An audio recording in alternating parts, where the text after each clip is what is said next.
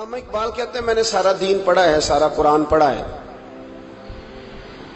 میں نے بنظر غائب جب ساری چیزوں کو دیکھ لیا تو اقبال کہنے لگے میں اس نتیجے پہ پہنچا ہوں کہ مغز قرآن روح ایمان جان دین۔ بھائی اقبال، میں کسی عالم کی بات کرتا تو لوگوں نے شاید رویہ اور اختیار کرنا تھا، وہ لوگ جس پر اکثر مکاتب فکر اعتبار کرتے ہیں۔ اقبال کہنے لگے مغز قرآن روح ایمان جان دین۔ لفظوں پہ غور کریں، مغز یعنی سارے قرآن کا مغز، روح ایمان یعنی ایمان کی روح، اور جان دین یعنی سارے دین کی۔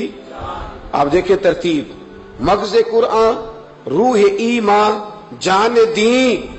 اقبال جلدی بتاؤ وہ کیا ہے؟ تو اقبال کہنے لگے ہست حب رحمت للعالمین، ہست حب رحمت للعالمین، مغز قرآن روح ایمان اور جان دین۔ ہست حب کہنے لگا میں تو سمجھا ہوں کہ قرآن کا مغز ایمان کی روح اور دین کی جان اگر ہے تو نبی پاک کی محبت کا نام ہے، رسول اللہ کی محبت کا نام ہے، نبی پاک کی محبت کا نام۔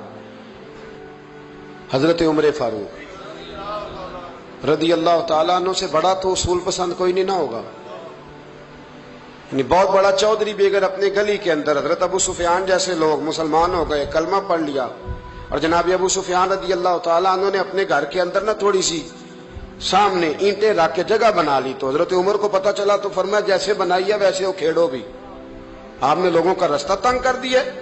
اصول پسند آدمی، اصول کی بات آئے تو بیٹے کو بھی معافی نہیں، کسی کو معافی نہیں، بڑے اصول پسند تھے۔ ایک دن لوگوں نے کہا عمر تو بڑا اصول پسند ہے، پر یہ مسجد نبی کی گلی میں جو نبی پاک کے چچا حضرت عباس کا پرنالہ لگا ہوا ہے اور وہ سب لوگوں کے کپڑے کیچڑ سے بھر دیتا ہے، وہ پرنالہ نہیں نظر آتا؟ گلی میں لگا ہے۔ اب تو ہمارے پرنالے اور طرح کے ہیں نا، تو جو حرم شریف میں آپ میزاب رحمت ہے وہ دیکھا نا آپ نے، وہ پرانے زمانے میں جو لوہے کے پرنالے ہوتے تھے، تو وہ واقعی پوری گلی جو تھی نا وہ گزر کوئی نہیں سکتا تھا، اتنا اچھا شاور ہوتا ہی کوئی نہیں تھا جتنا وہ ہوتا تھا، وہ بڑا تگڑا قسم کا پرنالہ ہوتا تھا، تو کوئی شے نہیں گزر سکتی تھی بڑی دیر تک۔ بارش کے رکنے کے بعد بھی ساری چھت سے جب تک پوری مٹی اور پوری توڑی ساری نہیں نا اتر جاتی تھی تب تک وہ پرنالہ نہیں سانس لیتا تھا، تو پرنالہ بہتا تھا، اور وہاں سے بڑا مین گلی تھی مسجد کو آنے کی، لوگوں کے کپڑے آلودہ ہو جاتے۔ ایک دن لوگوں نے حضرت عمر سے کہا یہ پرنالہ نہیں نظر آتا، یہ نہیں اصول پسندی؟ تو جناب عمر فاروق رضی اللہ تعالیٰ عنہ فرمانے لگے اتار دیتے ہیں پرنالہ، یہ بھی اصول پسندی ہے، اتارتے۔ حضرت عمر فاروق نہ گئے، اور شارحین نے لکھا ہے کہ اونٹ کے اوپر بیٹھ کر آپ نے یوں پکڑ کے نا پرنالہ کھینچا، اور جناب عباس کے گھر والوں سے فرمانے لگے 4 کونے ہوتے ہیں گھر کے، چھت کے 4 کونے ہیں، کسی اور میں لگا لو پرنالہ، کو ضروری ہے کہ نمازیوں والی گلی پہ لگایا جائے؟ یہ کہہ کے آ گئے، کسی کی ضرورت تھی بات کرے؟ حضرت عباس آئے تو لوگوں نے آ کے کہا کہ عمر نے پرنالہ کھیڑ دیا، اور فرمایا کہ 4 کونے کہیں اور لگا لو۔ تو حضرت عباس مسکرائے، لوگوں نے کہا مسکراتے کیوں ہو؟ فرمانے لگے کوئی مسئلہ نہیں، عمر خود آ کے لگا کے جائے گا، جیسے وہ کھیڑا ہے ویسے۔ لوگوں نے کہا وہ عمر ہے، عمر کو بدلنا اور اس کی بات کو بدلنا اور اتنی جرت کہ وہ لگا کے جائے، جس بندے کو دیکھ کے شیطان گلی کا رستہ بدل جاتا ہے، آپ اس کی بات کر رہے ہیں۔ فرمایا میں نے کہہ دیا نا عمر لگائے گا، تو انشاءاللہ عمر لگائے گا۔ حضرت عباس مسجد میں آئے، نماز پڑھی تو کہتے میں نے بات چھیڑی دی۔ عمر خود کہنے لگے کہ حضور آپ سے تو امید نہیں تھی۔ حضرت عباس سے کہنے لگے بھئی جگہ بھی ہے، 4 کونے ہوتے ہیں گھر میں، کو ضروری ہے اسی کونے پہ لگے جہاں سے نمازی گزرتے ہیں؟ یہ بخاری مسلم کی حدیث ہے۔ حضرت عباس کہنے لگے عمر 4 کونے ہیں، میرے پاس جگہ بھی ہے پرنالے کی، میں نے بھی کئی دفعہ سوچا تھا وہ کھیڑ دوں، اور میں بھی اسی گلی سے گزرتا ہوں، میرے کپڑوں میں بھی کیچڑ بڑی دفعہ پڑا ہے، پر مجبوری یہ ہے وہ کھیڑ اس لیے نہیں سکتا کہ یہ پرنالہ میرے نبی کریم نے اپنے دستے مبارک سے لگایا تھا۔ فرمایا میں مکان بنا رہا تھا، چھت بنا رہا تھا، تو حضور اچانک آ گئے، اور کئی لوگ گواہ ہیں اس کے، رسول کریم تشریف لائے اور نبی پاک علیہ السلام نے فرمایا لاؤ چچا تھوڑا میں بھی کرتا ہوں، اور پھر میرے نبی کریم صلی اللہ تعالی علیہ وسلم نے اپنے دستے مبارک سے یہ پرنالہ لگایا تھا कई दफा सोचा उखेड़ दूं, फिर सोचता हूं हुजूर ने लगाया था। लेकिन चलो अब तो इल्लत पाई गई, अब तो समझ आ गई, उसूल बन गया। अब तो उसूल बन गया ना, तो ठीक है, आप अब इस तरह करें, उखेड़ दिया तो ठीक है। जनाबे कहने लगे पहले क्यों नहीं बताया? भाई वो नमाजियों पे छींटे पड़ते हैं, गली का रास्ता है। फरमाया रस पढ़ते हैं तो पढ़ते रहे, आपने बताया क्यों नहीं? हजरत जनाबे अब्बास कहने लगे कि आपका क्या ख्याल है कि मैं ये करूंगा कि लोगों पे छींटे पड़े और मुझे परवाह ना हो? हुजूर ने लगाया था। हजरत उमर फारूक ने ना जनाबे अब्बास का बाजू थामा, तन तंदूर ते हड्डां दा बालन, बाजू थामा और थाम के ना उसी जगह ले गए जहां परनाला उखेड़ा था। पहले तो ऊंट पे चढ़ के लगाया था ना, तो अब कहने लगे हजरत अब्बास से कि आप ना मेरे कंधों पे चढ़ गए, मेरे कंधों पे तन तंदूर ते हड्डां दा बालन, असी हावां नाल तपाया, कप कप मुक्कियां पेड़े कीते, उत्तों इश्क पले थल लाया, तन दा सालन ते मन दी हांडी, लून सबर दा पाया। गुलाम फरीदा वे मैं सारी तेरी, तेनू अजे यकीन नहीं आया? फरमाया खुद लगाइए। हजरत अब्बास रदी अल्लाह तआला अन्हु वो परनाला लगा के उतरे, तो हजरत अब्बास भी रो रहे थे और जनाब उमर भी रो रहे थे, आंखों में आंसू थे। फरमाया हम ये नहीं देखेंगे कि इल्लत क्या है, वजह क्या है, हम तो ये देखेंगे कि रसूलुल्लाह की निस्बत क्या है। नबी करीम अलैहिस्सलाम के दस्ते मुबारक लग गए, सारी वजूहात खत्म हो गई।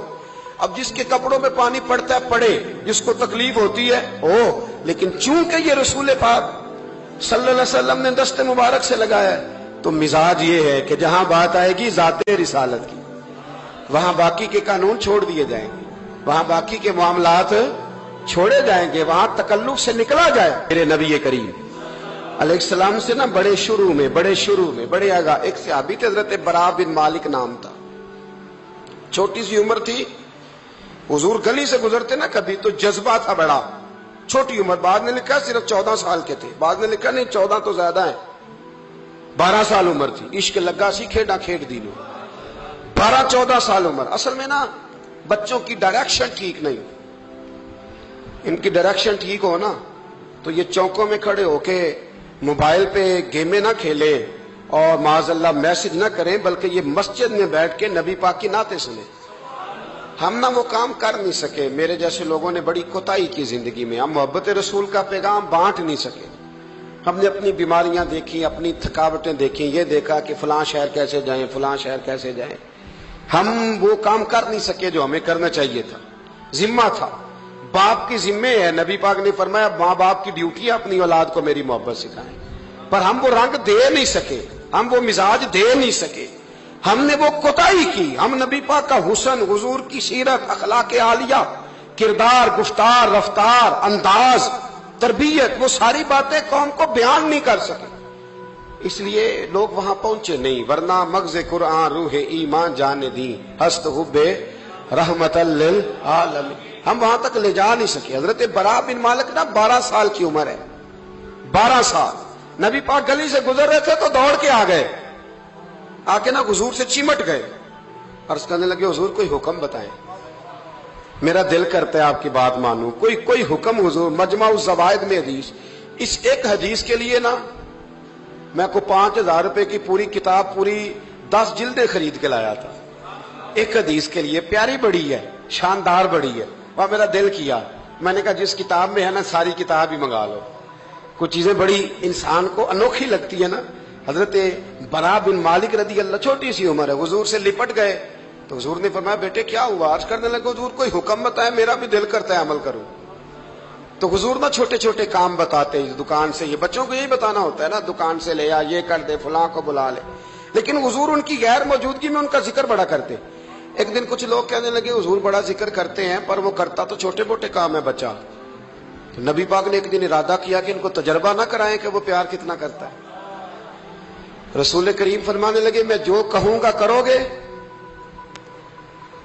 हुजूर करूंगा। फरमाया जाओ अपने बाप की गर्दन काट के लाओ। किसकी जी? हुजूर ने फरमाया जा अपने अब्बा का सर काट के लाओ। तो वो दौड़े। एक रवायत में है कि मौला अली के गले में तलवार लटक रही थी, यूं खींची, اور اس نے جذبات سے دوڑے کہ حضور نے فرمایا اسے پکڑ لو ورنہ یہ گردن کاٹ بھی لائے گا، پکڑ لو اسے ورنہ یہ کاٹ دے گا۔ اللہ کی قدرت کے تھوڑا وقت گزرا تو وہ بیمار ہو گئے۔ دن میں 2 مرتبہ میرے نبی پاک تیمارداری کرنے جاتے۔ ایک شام رسول کریم تشریف لے گئے تو حضور سرانے بیٹھے، ماتھے پہ ہاتھ رکھا تو کریم محبوب ان کے باپ کی طرف کان میں کچھ کہا ان کے والد سے، حضور رونے لگے، اور پھر حضور نے دوبارہ ماتھا چوما، پیار کیا اور چلے گئے۔ حضرت برا بن مالک چھوٹی عمر تھی، کچھ نے لکھا طلحہ بن برا نام تھا ان کا، تو حضرت طلحہ بن برا نا اپنے ابا کو قریب بلایا اور چارپائی پہ بٹھایا، کہنے لگے ابا جی حضور کیا فرما گئے؟ کہا بیٹا تیرے والی بات نہیں۔ کہا نہیں بتائیے۔ کہا نبی کریم علیہ السلام نے فرمایا کہ شام کو نا میرے طلحہ کا انتقال ہو جائے گا، اور جب اس کی روح پرواز کر جائے تو مجھے خبر کرنا، میں آ کے جنازہ پڑھاؤں۔ ٹھنڈ بڑی تھی مدینے میں، ٹھنڈ بڑی تھی۔ حضرت طلحہ نے نا اپنے باپ کا ہاتھ پکڑا اور اپنے سینے پہ رکھا، کہنے لگے ابا حضور تو جو فرما گئے پر میری وصیت یاد رکھنا، نبی پاک کے دین کا قانون یہ ہے کہ جب کوئی انتقال کر جائے تو جلدی دفن کرو، اس طرح کرنا رات کا وقت ہوگا، جب میرا انتقال ہوگا تو فوراً غسل دے کے نا دفن کر دینا، نبی پاک کو خبر نہ کرنا، نہ بتانا۔ عمر دیکھو اور بات دیکھو، کہ حضور کو کیوں نہیں بتانا، حضور خود فرما کے گئے ہیں۔ تو کہنے لگے رات کا وقت ہوگا تو جن گلیوں سے حضور نے گزر کے آنا ہے نا وہ یہودیوں کے محلے ہیں، ایسا نہ ہو کہ میرے جنازے کی وجہ سے کوئی یہودی میرے نبی کو تکلیف دے دے، میرے جنازے کی وجہ سے، جنازے کی وجہ سے۔ یہاں کہتے ہیں حضرت صاحب مجھے بڑا پیار ہے آپ سے پر میرے گھر ضرور پہنچے، جیسے مرے یا جیے وہاں شام کو آپ کو پہنچنا پڑے گا۔ میرے رسول کریم علیہ السلام کے غلاموں نے دیکھو انداز محبت کیا بیان فرمایا، کہا نبی پاک کو تکلیف نہ ہو میری وجہ سے، میرا جنازہ خود ہی پڑھ کے مجھے دفن کر دینا۔ ان کا انتقال ہو گیا، رات کو دفن کر دیا، صبح حضور تشریف لائے، وہ محبوب جنہیں اللہ نے غیب کے خزانوں کی کنجیاں عطا فرمائی، فرمایا بتایا کیوں نہیں، مجھے بتاتے میں خود جنازہ پڑھتا، میں خود نہ قبر میری تے میرے اپیرا جے کر پاویں پھیرا، قبر دے اندروں ہڈیاں اٹھ کے مجرا کر سن تیرا۔ کہا بتایا کیوں نہیں، خبر کیوں نہیں کی، میں جنازہ پڑھتا، میں خود پہنچتا۔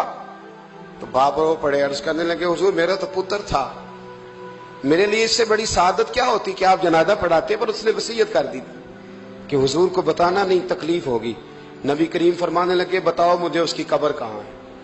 اور یارو غور کرنا، ساری دنیا گنبد خضرا روضہ رسول پہ اور نبی پاک ایک غلام کی قبر پہ تشریف لے گئے، خود نبی کریم گئے، اور آج حضور نے دعا انوکھی فرمائی، فرمایا اے اللہ جب میرا طلحہ تجھ سے ملے نا تو ذرا اس سے مسکرا کے بات کرنا، جو تیری شان کے لائق، رسول اللہ کی محبت، نبی پاک کی غلامی، رسول اللہ کا پیار۔